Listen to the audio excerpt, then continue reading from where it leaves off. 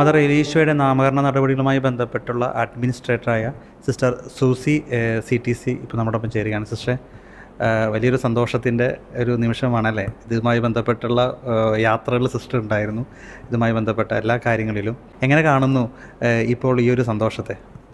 അതെന്നെ സംബന്ധിച്ച് ഒരു വലിയ ദൈവകൃപയുടെ ഒരു അനുഭവമാണ്. വളരെ വർഷങ്ങളായിട്ട് ഈ ഒരു കോഴ്സിന് വേണ്ടിയിട്ട് ഞാൻ അധ്വാനിക്കണമായിരുന്നു. പ്രത്യേകിച്ചും ഡയസിഷൻ തലത്തിൽ ഞാൻ പോസ്റ്റ്ലേറ്ററായിരുന്നു. അതിനുശേഷം റോമിൽ പൊസിസിയുടെ പ്രിപ്പറേഷൻ ഭാഗമായിട്ട് എക്സ്റ്റേണൽ കൊളാബറേറ്ററായിട്ട് വർക്ക് ചെയ്തു. അത് സബ്മിറ്റ് ചെയ്ത് കഴിഞ്ഞപ്പോൾ ഇപ്പോൾ ഞാൻ അഡ്മിനിസ്ട്രേറ്ററായിട്ടാണ് തുടരുന്നത്.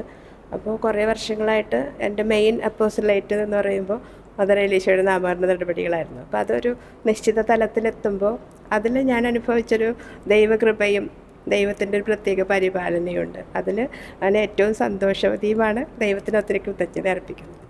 ഇതുമായി ബന്ധപ്പെട്ട പോകുമ്പോൾ മദർ എലീഷയുടെ ചരിത്രവും അല്ലെങ്കിൽ ഹിസ്റ്ററിയും അതുമായി ബന്ധപ്പെട്ട എല്ലാ കാര്യങ്ങളിലും പഠിച്ചു പോകണമല്ലോ, എല്ലാ കാര്യങ്ങളും കൃത്യമായി അറിഞ്ഞൊക്കെ പോകണമല്ലോ ഇതുമായി ബന്ധപ്പെട്ട്. അങ്ങനെ അതിലൂടെ ആഴത്തിലൂടെ അറിഞ്ഞു പോകുമ്പോൾ എന്ത് അനുഭവമായിരുന്നു പ്രത്യേകമായിട്ടുണ്ടായിരുന്നത്? എലീഷയുടെ ജീവിത രീതികളെക്കുറിച്ചും അങ്ങനെ ഒന്ന് ഷെയർ ചെയ്യാൻ പറ്റും? അതായത് മദർ എലീഷ ശരിക്കും ഒരു ദൈവത്തിൻ്റെ ഒരു ആ ടച്ച് മദറിന് എൻ്റെ ജീവിതത്തിൽ മദർ അനുഭവിച്ചു. അതായത് മദർ ജനിക്കുന്നത് 1831 ജീവിച്ച ഒരു സാധാരണ സ്ത്രീ.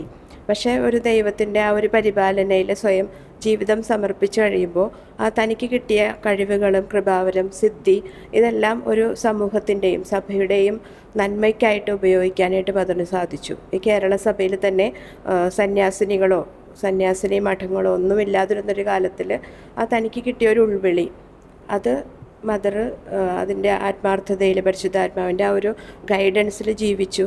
ആദ്യമായിട്ടൊരു സന്യാസിനി സഭ സ്ഥാപിച്ചു. അതോടൊപ്പം ആദ്യമായിട്ട് convent school, boarding house, orphanage, അതായത് സ്ത്രീ ശാക്തീകരണം, അതിനൊരു നിശ്ചിത തുടക്കം കത്തോലിക്ക സഭയിൽ തുടങ്ങുവാനായിട്ട് മദറിന് സാധിച്ചു. അത് ആ മദർ ദൈവത്തിൻ്റെ ആ കരങ്ങളിലൊരു വിനീതമായ ഉപകരണമായിട്ട് മദർ വർത്തിച്ചു.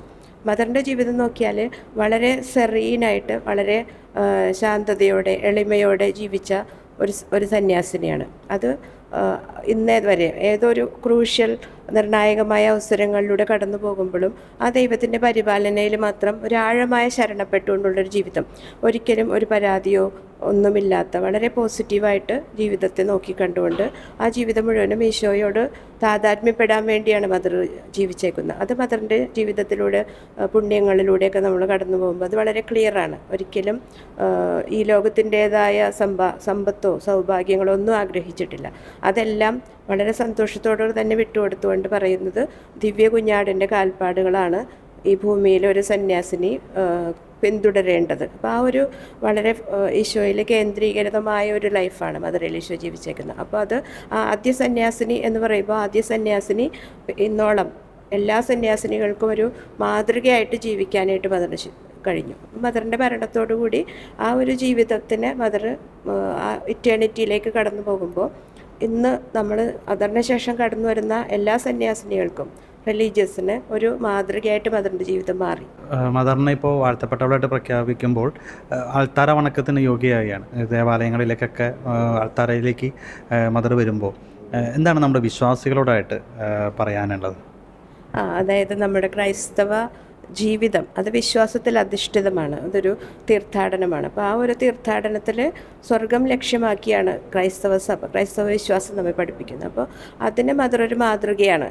അത് മദർ ഒരിക്കലും വേറെ ഈ ലോകത്തിൻ്റേതായ യാതൊന്നുകൊണ്ട് വെച്ച് മാറുന്നില്ല. അപ്പോൾ ഇന്നത്തെ ഈ മോഡേൺ സിറ്റുവേഷനിൽ സമ്പത്തും പ്രതാപവും എല്ലാം നോക്കി ജനങ്ങളിങ്ങനെ പരക്കം പായുന്ന ഒരു സമൂഹത്തിൽ നമ്മൾ ജീവിക്കുമ്പോൾ ഇതൊന്നും അനന്തതയിലേക്കുള്ള അതല്ല. അനന്തതയിൽ ദൈവരാജ്യത്തിൻ്റെ നിധികളുണ്ട് എന്നും അത് മറ്റുള്ളവർക്ക് കാണിച്ചു കൊടുക്കാൻ പറ്റിയൊരു ലൈഫ്, അതാണ് മദർ എലീഷ ജീവിച്ചേക്കുന്നത്. അപ്പോൾ ആ ഒരു മെസ്സേജാണ് മദറിൻ്റെ ലൈഫ്. ആളുകൾ മധ്യസ്ഥം തേടേണ്ടതും എങ്ങനെയാണ്?